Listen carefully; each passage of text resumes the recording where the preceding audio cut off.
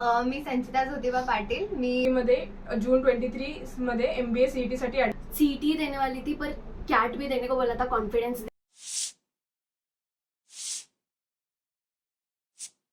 मी संचिता ज्योतिबा पाटिल। मी IBOP मध्ये admission घेतलं होतं जून 23 मध्ये CET साठी।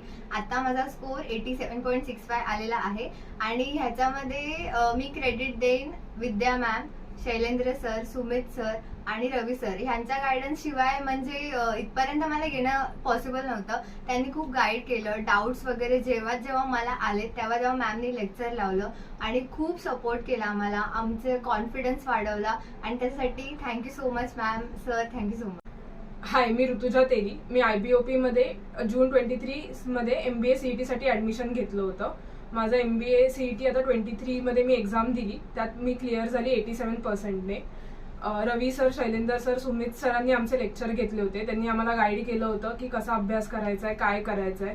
त्यांनी आमचे सगळे डाऊट्स पण क्लिअर केले होते आणि त्यांच्याच मदतीने आम्ही आज ही CET क्लिअर केली। So thank you so much. मैं ऐश्वर्या अय्यर, IBOP अकेडमी में मैं MBA CET के लिए एडमिशन ली थी जून 2023 में।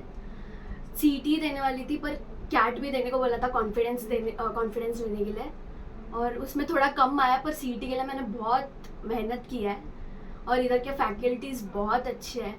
कुछ भी डाउट्स हो उन लोग क्लियर कर देंगे, कितने बार भी पूछो उन लोग बता देंगे। एक क्वेश्चन भी 4-5 बार पूछ लो उन लोग वापस बताते हैं। इसीलिए मेरा अच्छा मार्क्स आया है ये बार, 68.14 आया है। End thank you all the best.